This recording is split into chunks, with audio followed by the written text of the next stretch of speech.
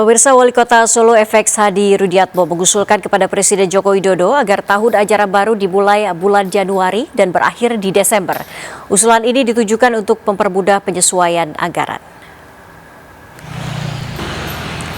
Tahun ajaran baru diusulkan mulai bulan Januari, diakui Wali Kota Solo FX Hadi Rudiatmo agar Dinas Pendidikan lebih mudah dan tidak kesulitan untuk mengurus pengelolaan keuangan. Pengelolaan dana BOS, bantuan operasional sekolah BPMKM, bantuan pendidikan masyarakat kurang mampu maupun bantuan lainnya. Saat memantau kesiapan infrastruktur new normal di sebuah SMP di Solo, Jawa Tengah, Wali Kota Solo memastikan meja dan kursi di setiap kelas mematuhi protokol kesehatan.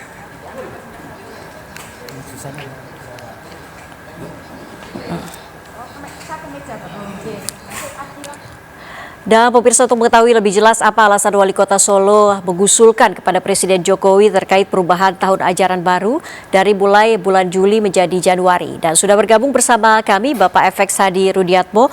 Selamat siang Pak Rudi, bagaimana kabarnya, sehat Pak?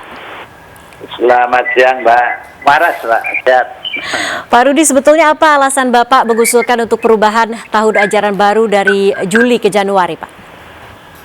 Jadi alasan yang pertama, dengan pandemi COVID-19 ini ekonomi sangat terpuruk, sehingga kalau ekonomi terpuruk, anak-anak sekolah nanti dimasukkan tahun ajaran baru bulan Juli dengan menerapkan new normal. Ini yang perlu menjadi alasan kami, yang perlu saya sampaikan. Yang pertama adalah kita harus mempersiapkan tentang infrastruktur.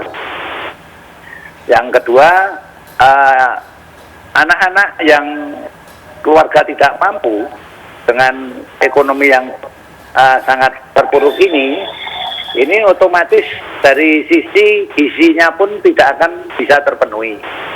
Sehingga kalau anak-anak ini gizinya tidak terpenuhi, itu akan mudah sekali terpapar berbagai macam virus.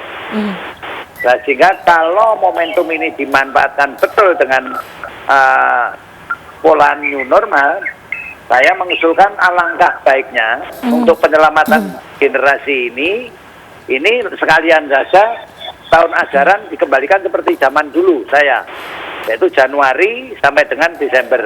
Tahun ajaran sama dengan tahun anggaran. Sehingga kalau tahun ajaran dengan tahun anggaran itu sama, dalam pengelolaan anggaran akan lebih mudah dikontrol. Penyimpangan akan minimalkan tentang penyimpangan.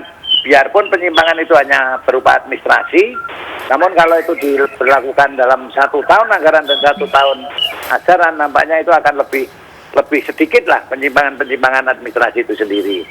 Yang ketiga yang perlu kami sampaikan, bahwa pada saat Solo menentukan KLB, tujuan utama yang pertama adalah menyelamatkan generasi penerus. Karena saya kan punya tanggung jawab tentang anak sekolah PAUD, anak sekolah TK, SD, dan SMP.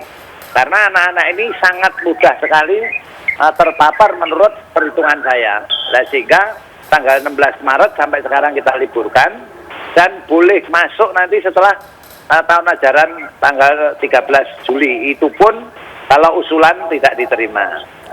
Nah, sehingga dengan proses, dengan penerapan new normal ini, kemarin saya mencoba untuk simulasi. Ternyata butuh infrastruktur tambahan, satu untuk ruang kelas baru, atau sistemnya dirubah. 50% masuk pagi, yang 50% belajar di rumah. Itu kira-kira yang mau dilakukan. Baik Pak Rudi, kemudian bagaimana kesiapan Solo sendiri menyambut new normal?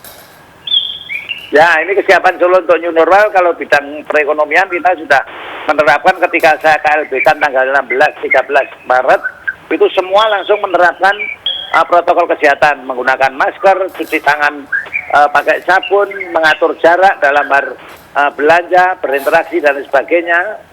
Rumah makan juga sudah mulai kita terapkan.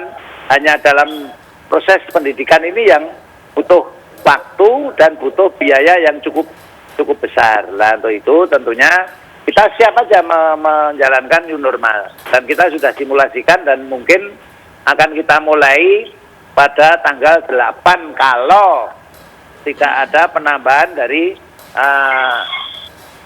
pasien yang positif terkonfirmasi COVID-19.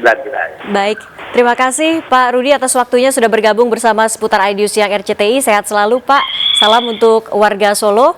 Terima kasih, selamat siang. Siap.